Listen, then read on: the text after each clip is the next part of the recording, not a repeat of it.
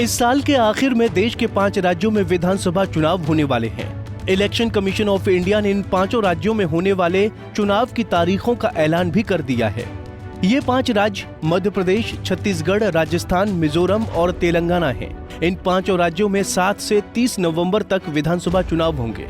MP में 17 नवंबर को एक ही चरण में मतदान होंगे। छत्तीसगढ़ में 7 और 17 नवंबर को 2 चरणों में वोट डाले जाएंगे। राजस्थान में 23 नवंबर, मिजोरम में 7 नवंबर को चुनाव होगा। तेलंगाना में 30 नवंबर को वोट डाले जाएंगे। 5 राज्यों की वोट की गिनती 3 दिसंबर को होगी। 5 राज्यों के विधानसभा चुनाव को लेकर देश की राजनीतिक सरगर्मियां अपने फुल शबाब पर नजर आ रही हैं। हर पार्टी का हर कोई नेता जनता को लुभाने के लिए अपनी पूरी ताकत झोंकता हुआ दिखाई पड़ रहा है। पार्टियों के शीर्ष नेता चुनावी राज्यों में दम पर दम रैलियां करते दिखाई पड़ रहे हैं। कांग्रेस ने कमलनाथ के नेतृत्व में एमपी की जनता के लिए अपने वादों का पिटारा भी खोल दिया है, तो वहीं बीजेपी ने एमपी के रण को फतेह करने के लिए केंद्रीय मंत्रियों और सांसदों को चुनावी मैदान में उतार दिया है। एमपी में 230 विधानसभाओं के लिए मतदान होगा। पिछली 5 वर्षीय में बीजेपी ने बाजी मारी और शिवराज सिंह चौहान को सीएम बनाया गया। क्या वोट प्रतिशत रहा था? ग्राफिक्स से समझिए। बीजेपी 41%, कांग्रेस 40.9%, बीएसपी 5%, अन्य 13.1%। एमपी के इस रण के चुनाव में आम आदमी पार्टी ने भी अपनी दावेदारी पेश की है, तो वहीं सपा भी एमपी में अपनी किस्मत आजमा रही है।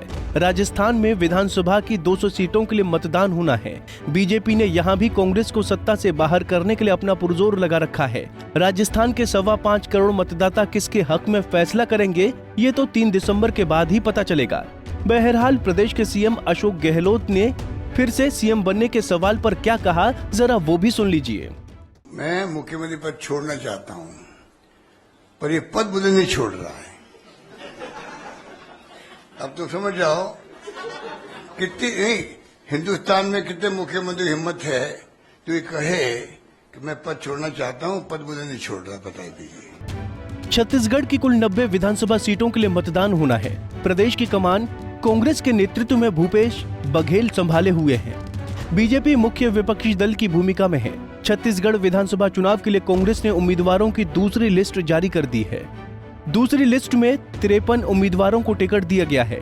राज्य में 2018 में हुए पिछले विधानसभा चुनाव में कांग्रेस ने 68 सीटें जीतकर 15 साल बाद सत्ता में वापसी की थी। वहीं बीजेपी को इस चुनाव में 15 सीटें हासिल हुई थीं। क्या वोट प्रतिशत रहा? ग्राफिक्स से समझिए। बीजेपी 33%, कांग्रेस 43%, बीएसपी प्लस 11.5%, अन्य 12.5%।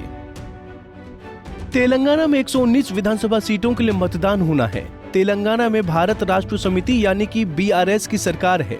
कांग्रेस और बीजेपी इस बार बीआरएस को चुनौती देने का प्रयास कर रहे हैं। राज्य में पिछली पंचवर्षीय में कांग्रेस को 19, एआईएमआईएम को 7 और बीजेपी को सिर्फ 1 सीट पर संतोष करना पड़ा था। इस बार के रण को विजयी करने के लिए कांग्रेस नेता राहुल गांधी तेलंगाना में पार्टी के चुनावी अभियान को धार दे रहे हैं। इस दौरान राहुल गांधी ने बीजेपी, बीआरएस और एआईएमआईएम पर जमकर निशाना साधा। कहा, आपके सीएम पीएम मोदी के सामने हाथ जोड़कर खड़े हो जाते हैं, मैं पीएम मोदी के सामने नहीं जाता हूँ। हम विचारधारा की लड़ाई लड़ते हैं। हमारी विचारधारा बीजेपी आरएसएस की विचारधारा के खिलाफ है। आपके चीफ मिनिस्टर हाथ जोड़ के नरेंद्र मोदी जी के सामने खड़े हो जाते हैं। मैं नरेंद्र मोदी के सामने जाता ही नहीं हूं, कभी नहीं जाऊंगा। ये पूरा देश जानता है कि अगर कोई आरएसएस बीजेपी से लड़ रहा है, नफरत से लड़ रहा है, हिंसा से लड़ रहा है, तो उसका नाम राहुल गांधी है।